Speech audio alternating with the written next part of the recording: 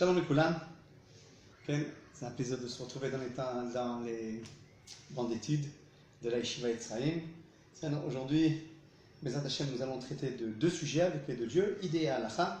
Nous allons commencer par la Halacha, Kal Kadosh, en espérant que tout le monde va bien, et que on espère, on l'aide à Kadosh Baruch Hu dans tout ce qui se passe dans le monde en général et en Eretz Israël en particulier. La Halacha, elle est sur le rite de la Tfila. Alors vous savez que Baruch Hashem, on a eu ce mérite dans notre génération de se retrouver en Eretz Israël. Chacun est venu de son pays, Maroc, Tunisie, Algérie, Pologne, Éthiopie, Russe, chacun est venu de loin, de près, et on est très content d'être ici. Mais voilà, on se trouve chacun, des fois dans une synagogue d'un rite tripolitain, marocain, algérien, polonais, etc., ashkénaze, sfarad. Et on se demande, on ne se retrouve pas dans la tfila. On n'arrive pas à suivre la tfila. On n'a pas les mêmes points de repère qu'on avait en exil, en France, en Amérique ou autre part. Alors peut-être, voilà une question qui a été posée, peut-être on va faire un rite unique, uni, pour tout le monde. Tous les chachamim de tous les courants et de tous les rites et de toutes les origines se rencontrent et on fait un livre, un sidour pour tout le monde. Je me rappelle quand j'étais à l'armée, le Rav Goren de mémoire bénie, le Rav Shlomo Goren, qui était grand rabbin de l'armée, ensuite grand rabbin d'Israël, il avait essayé de faire, je me rappelle de ce livre, un livre bleu comme ça, gros, qui se rappelle dans les années 80, il y avait des livres gros comme ça, avec Nosacharid, un rite pour tous les soldats. Et ceux qui montaient chez Tzibur, ils priaient avec ce livre-là. Et celui qui priait tout seul, il priait avec ce rite-là. Il a essayé, mais ça va marcher. Peut-être ça marchait un temps, mais ça va marcher. Tout le monde a voulu revenir à ses origines ancestrales et prier comme son père, son grand-père, son arrière-grand-père priait. Alors c'est la question qu'on a posée avant de Khalil. Est-ce qu'il faut passer à un rite uni? Alors le Rav répond, c'est vrai, c'est important comme question, il dit le Rav. Mais la génération n'est pas encore prête à cela, à suivre un seul rite. Et on n'a pas cette force-là. On va faire un rite quoi? Ashkenaz, les Sfarad ils vont accepter, les Ashkenaz vont accepter. Non, ça va être compliqué. Alors donc, qu'est-ce qu'on fait entre-temps? Entre-temps, jusque le Mashiach se présente, Bibera, Be'amenu, Amen. Chacun prie selon son rite et selon ses habitudes. Selon ce que son père faisait, il continue. Maintenant, le Rav dit, bon, ok, d'accord, je suis d'accord. Mais maintenant, je me présente dans un endroit où on ne prie pas comme moi. Si je suis dans mon endroit, j'ai fait de mon rite, on a compris. Mais si maintenant je ne suis pas dans un endroit, ou bien des fois, le Rav dit dans les yeshivot qu'il y a des mélanges, Baruch Hashem, c'est bien que l'âme Israël se mélange. Shenaz, Sfarad, etc. Théman, Yéménite, Éthiopie, Russe, c'est ce mélange. Et qu'est-ce qu'il faut qu'il fasse le Rosh Yeshiva? Il donne la prière à qui en tant que Shaler Tzibour? Est-ce que le Rosh Yeshiva doit dire on va prier tous un même livre? Vous êtes dans cette Yeshiva aujourd'hui, vous priez tous dans le même rite, le rite que je vais décider. Dans votre synagogue, avec votre père, faites ce que vous voulez. Mais ici, qu'est-ce qu'on va faire? Alors Rav dit comme ça. Que si on est à Yeshiva, il y a plusieurs rites mélangés, ou dans une synagogue, il y a plusieurs rites mélangés, il faut que chacun prie selon son rite dans la prière du silence, ce qu'on appelle Amida Belachash. Dans sa prière, quand il n'était pas en train d'acquitter le public, il est dans sa prière, prends ton livre, t'es marocain, prends ton livre du Maroc. Quand il fait dans ton rite, etc., il n'y a pas de gros changements. En vérité, c'est la même prière. Il y a les korbanot, après Psuke des Imra, après Birkot Shema, la Hamida, les Tachanounim, c'est plus ou moins. C'est la même tfila, avec des changements dans les détails, mais pas dans la règle générale. Alors, prie avec ton livre. Mais si maintenant on te dit, tu vas être le Shaler Tzibour, tu vas quitter tout le monde, tu pries selon le rite qui a été décidé à la yeshiva. Tu pries selon le rite que le rabbin il a décidé à la synagogue. Et donc c'est bien que dans les synagogues, on a un sidour, un grand sidour, du rite de la synagogue. Mais maintenant, si le mélange, il est si le mélange il est à égalité, il n'y a pas, une communauté, il n'y a pas des personnes qui sont plus marocains ou des personnes qui ont plus de Tunisiens, plus d'Algériens, plus d'Ashkénazes. C'est un mélange qui se vaut, qui se vaut. Quel rite on va prier? Qu'est-ce que le Rosh Yeshiva va dire dans cette yeshiva à ce moment-là? Alors, dans une yeshiva, en synagogue, ça sera plus compliqué de faire ça, mais dans une yeshiva, le Rosh Yeshiva peut décider et dire que vu que c'est un mélange égal, et il y a de tout dans ma yeshiva, je peux instituer que celui qui monte en Sha'ar Tzibour, il prie selon son rythme. Et tout le monde dans les élèves suivra son rite personnel dans la tfila du silence. Mais dans la tfila qui acquitte, on va faire un rite. Celui qui monte, il monte selon son rite. Dans une yeshiva, c'est plus facile, peut-être. Dans une communauté, c'est plus difficile parce que c'est le Rav qui va décider le rite à suivre. On doit suivre le rite de la synagogue. Mais si c'est une synagogue mélangée, il n'y a pas un rite particulier. Ils ont décidé aussi cette décision. On peut la prendre, cette décision. S'il n'y a pas un ordre bien précis et qu'on va prier, que c'est une synagogue qui s'appelle la synagogue tunisienne. Il n'y a pas cet ordre-là. Mais tout, il y a eu un mélange qui s'est fait. Des jeunes, ils se sont réunis, etc. Alors, qu'est-ce qu'on va décider? Chacun prie. Le Sha'ar Tzibour lira selon son rite personnel, tant qu'on n'a pas décidé qu'il y a un rite bien défini. Alors, je résume. On n'a pas encore cette possibilité de faire un rite uni pour tout le monde. Un rite de Tfila qui correspond, qui est le même pour tout le monde. Chacun veut lire selon le minhag de ses parents. C'est légitime. Donc dans chaque synagogue, c'est ce qu'on fera. Mais la personne qui a son minhag à lui, un Marocain qui est invité chez un Algérien, qui prend son sidour marocain, il n'applique pas le tzibour, il ira sur rite lui. Mais le Sha'ar Tzibour, peu importe quel qu'il soit, il est obligé de les acquitter selon le rite du Kahal. Et ainsi, dans une yeshiva. Celui-là qui va monter, il est obligé de suivre le rite du Kahal quand il va acquitter tout le monde, quand il est Sha'ar Tzibour. Quand il est tout seul, il peut prendre son rite personnel. Mais s'il y a un mélange, plus ou moins égal, etc., le Rosh Yeshiva ou le Rav, il dit, moi, je ne veux pas de rite. Moi, je permets que chacun monte et qui lira dans son rythme personnel. Et qu'il acquittera tous dans son rythme personnel. C'est possible. S'ils veulent instituer une institution comme ça, les massés, ce que je vois en Italien, par exemple, c'est pas comme ça que ça se passe. Il y a le rite que le rabbin, il décide selon la communauté. C'est des communautés qui se sont créées, qui vont selon leur père, leur grand-père, selon des habitudes.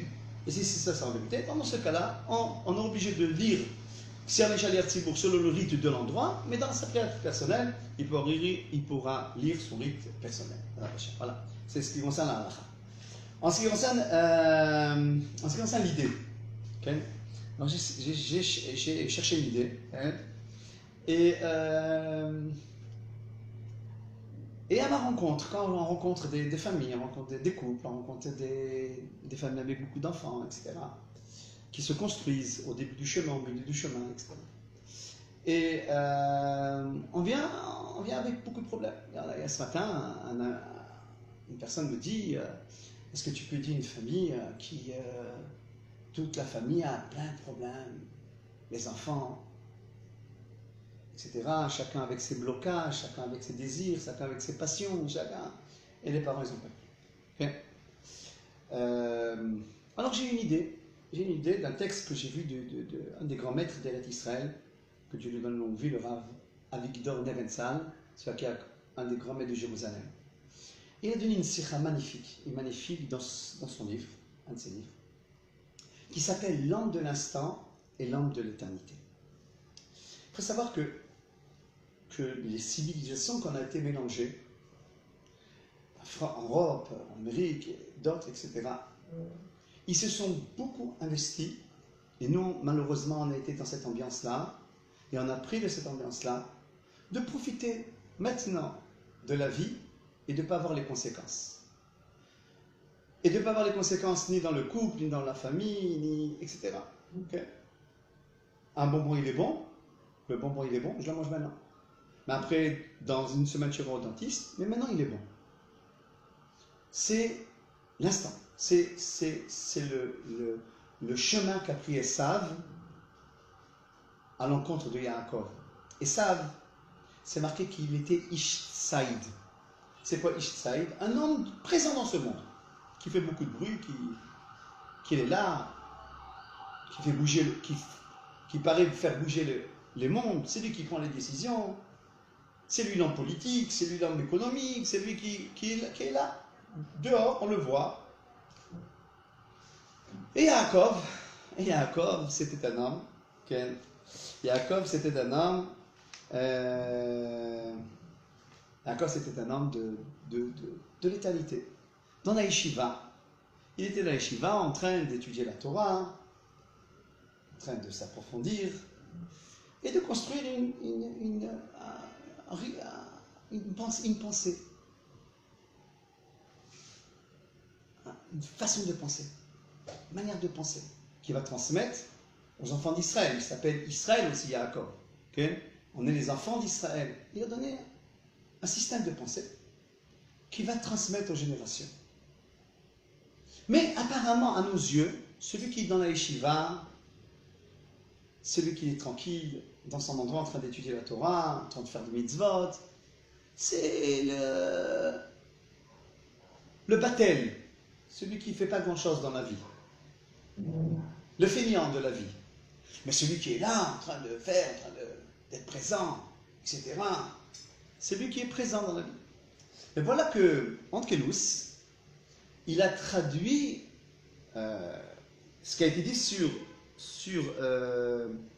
Esav. Ish Saïd, c'est un homme de proie qui cherche la proie, qui cherche à s'investir, qui cherche à dominer. Il a traduit Nershirtan, qui veut dire Batlan. Batlan, c'est un grand feignant, qui fait rien de sa vie. Comment est-il possible que Esav, qui est présent dans ce monde, il s'appelle quelqu'un qui ne fait rien de sa vie, et Yaakov, qui est investi dans l'étude, il s'assoit dans la yeshiva avec son Nescafé, en train de réfléchir, de créer un monde de réflexion, c'est lui qui s'investit. Comment les choses marchent? Et on le voit, de plus on le voit, que dans la paracha de Vayetze, regardez le Rashi qui est intéressant là-bas. Rashi dit Vayetze Yaakov mi Beersheva vayelech Harana. Yaakov, il est sorti de Beersheva et il est parti à Haran. Et là c'est parti.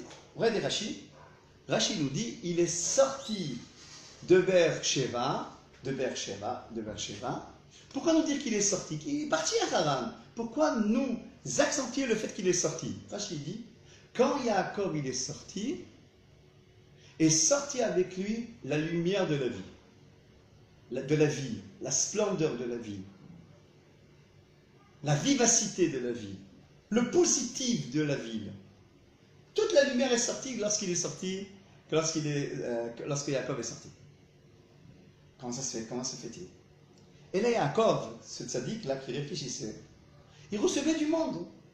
Il avait des temps de réception. Il recevait les directeurs d'école, les profs.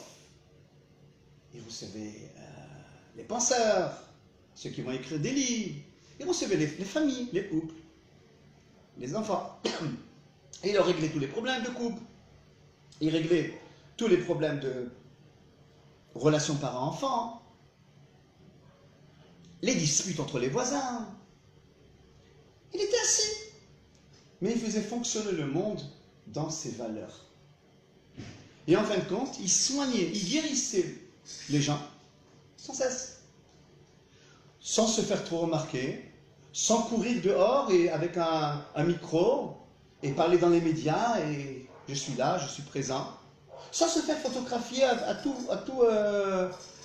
journal qui veut faire un bon texte, etc. Non.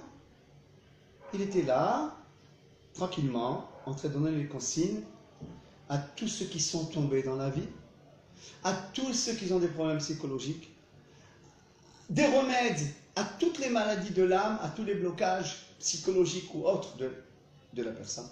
Il savait aussi dire, ça il faut voir un psychiatre, ça savait un psychologue, là il faut voir ce maître-là, là il faut voir un conseiller familial, là il faut aller au Bédine, il savait, tout en restant dans la yeshiva, il acquérait la sagesse de la vie, de la ville, pour en fin de compte la transmettre. Les conséquences. Les conséquences sont claires. Okay? Esav, qui n'a rien fait de sa vie, pas grand-chose, c'est la grande vedette d'Hollywood qui s'est manifestée. Il n'a pas créé de famille, il n'a pas encouragé les familles, il n'a pas accentué, il n'a pas corrigé des fautes d'éducation, de coups, etc., etc. Il leur a donné rien que des réponses de l'instant. Allez voir ce film, allez voir cette comédie, allez voir cette boîte, allez voir ce truc, allez voir... Maintenant, profitez de l'instant. Oui, mais si maintenant on va sortir, pose ce couple-là et ça, on va voir des choses qu'il ne faut pas voir. On ne va pas avoir le temps d'éduquer nos enfants. Non, mais profitez d'aujourd'hui et demain, on n'a pas... Et qu'est-ce qui va se faire en fin de compte? De ce toi, Paris, tu m'as pris dans tes bras. De ce toi, Hollywood, tu m'as pris dans tes bras. Qu'est-ce qui va faire dans 30 secondes? Des malades. Des enfants feignants, bloqués, capricieux, des disputes, des enfants qui ne veulent pas s'investir, qui ne sont pas présents dans la vie. Mais pourtant, il était présent, Esav, il était là, blablabla. C'est lui qui a pris le micro, c'est lui qui en a interviewé, à la télé, au truc, etc. Mais il n'a rien investi dans le demain, dans l'après-demain, dans les valeurs qui sont constantes. Il a dit maintenant, remplissez vos yeux de ce qui est interdit, vos poches de l'argent des autres, montrez que vous êtes là, faites des campagnes publicitaires, faites là, etc.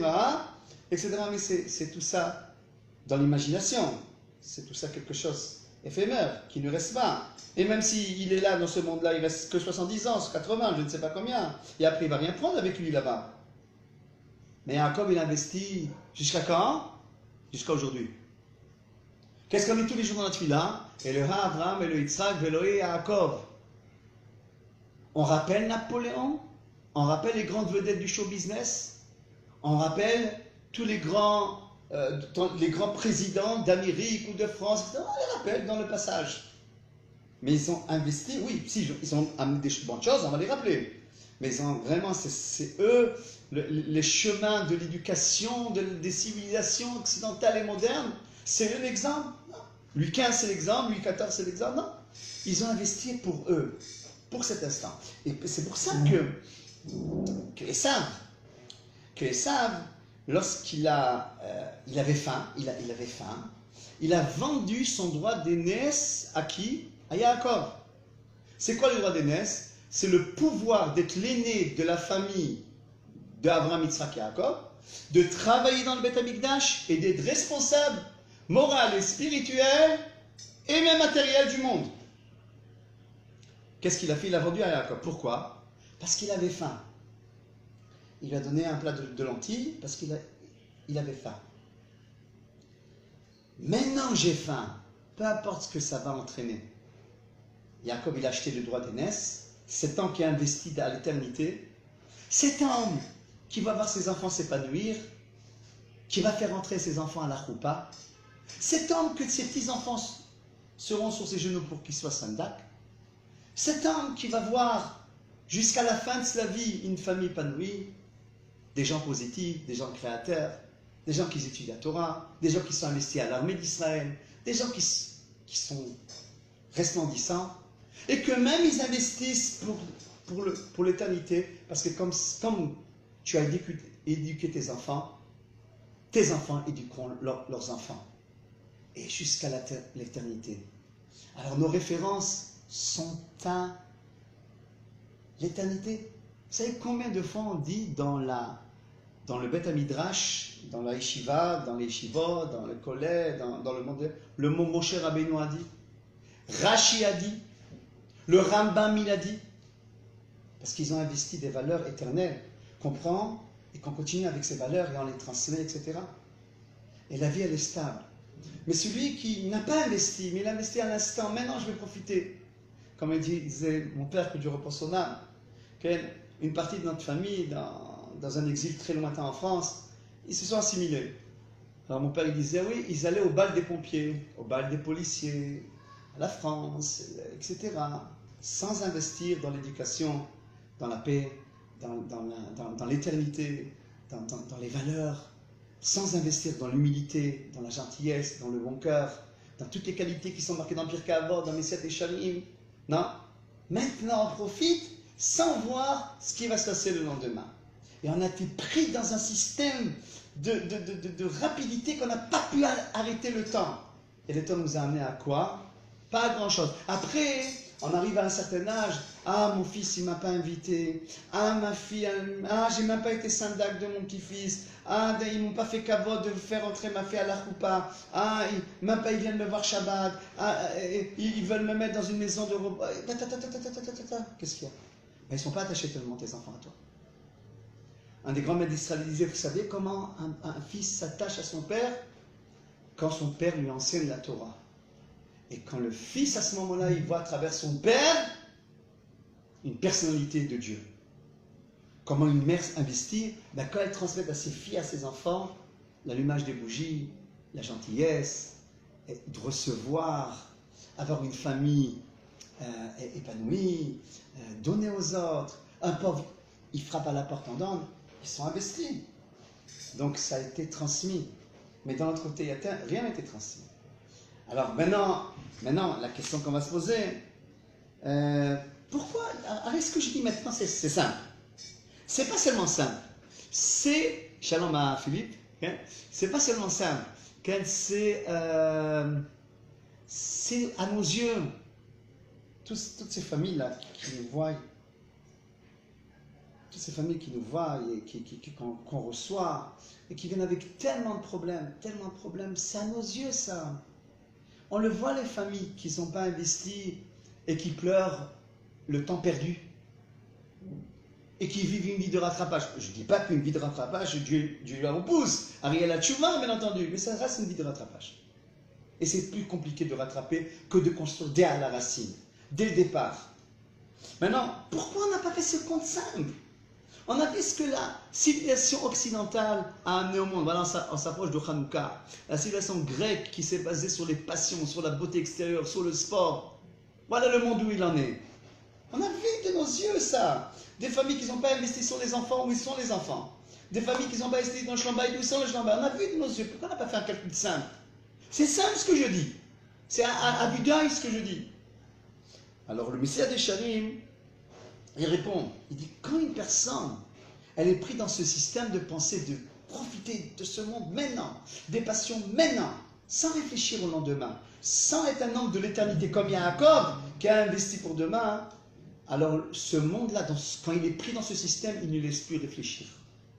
Comme un cheval qui fonce et qui ne voit pas ce qu'il y a autour de lui. Comme ça dit le Messie de Shalim. Okay. La solution. Maintenant, on finit sur la solution. On a dit le problème, on va faire sur la solution. Il y a eu la tchouva, bien entendu. Il y a la tchouva, Baruch Hashem, que beaucoup de familles se rattrapent. On a beaucoup d'amis, beaucoup de couples que Baruch Hashem, se sont renforcés dans Torah Mitzvot, dans les valeurs de la vie. Ils ont rattrapé toute leur famille. Et c'était pas simple. C'est pas simple d'être un Chosar B'Tchouva. Tout le monde le sait. Okay? C'est quoi le médicament de tout cela? C'est ceux qui n'ont pas fait encore ce pas, c'est d'arrêter un petit peu le temps. Monsieur, madame, asseyez-vous, cos café, okay? Parlez de nous, on a Natania, on a la taillelette au bord de la mer. Monsieur et madame se baladent au bord de la mer. Mais non, on arrête un petit peu le temps. On arrête la folie. C'est vrai que demain il faut payer ça, il faut courir pour ça, il faut réparer cette contrariété, il faut appeler la belle-fille qui nous a contrarié, le fils qui nous a... C'est vrai, on sait tout ça. Une vie qui n'a pas été, dès le départ, investie dans les valeurs, les conséquences se connaissent. On connaît les conséquences. Mais viens quand même, on arrête la vie. On arrête. Des fois, je donne le conseil à des couples. Allez, vous libérer tête à tête, quelque part, loin du contexte de la maison. Et discutez entre vous, hommes et femmes. L'homme et la femme, qui discutent entre vous. Et de voir Comment on peut rattraper ça? Venez, on arrête le temps, malgré tous les problèmes, parce que les problèmes, il y en a toujours. Okay? On arrête le temps, on essaie de construire. Okay? Et quelle est notre réflexion? Il y a un monde qui passe vite, et un monde éternel, qu'on transmet des valeurs à l'éternité. Et on reste dans l'éternité. On l'a masé, on l'a maba. Venez, on voit ça devant cela. Qu'est-ce qu'on gagne ici? Qu'est-ce qu'on gagne ici? Qu'est-ce qu'on perd ici? Et qu'est-ce qu'on va investir ici? Venez, on ne réfléchit pas dans l'instant seulement, mais on réfléchit dans l'éternité. L'âme Israël, ça s'approche de Hanouka, je finirai par ça. Hanouka, il y avait une civilisation de l'instant qui est venue, les Grecs. La beauté extérieure, le sport, etc. etc. Et après, ce n'est pas des familles les Grecs, ils n'ont pas transmis la valeur de la famille, d'avoir des enfants, d'être humble, d'être gentil. Non, non, qui est plus fort que qui? Le sport a été créé par les Grecs, c'est quoi? Qui est plus fort que qui va battre, qui va faire tomber l'autre, qui va écraser l'autre, qui va avoir le plus de pouvoir, qui va être plus belle que l'autre, et créer un monde de concurrence, de jalousie, de kavod, etc. Voilà les Grecs, ce qu'ils ont fait. Alors qu'on avait la Torah d'Israël, on avait mais on a été pris dans un engrenage, qu'on n'a pas pu s'en sortir de cet engrenage, jusqu'à que sont venus les Maccabim.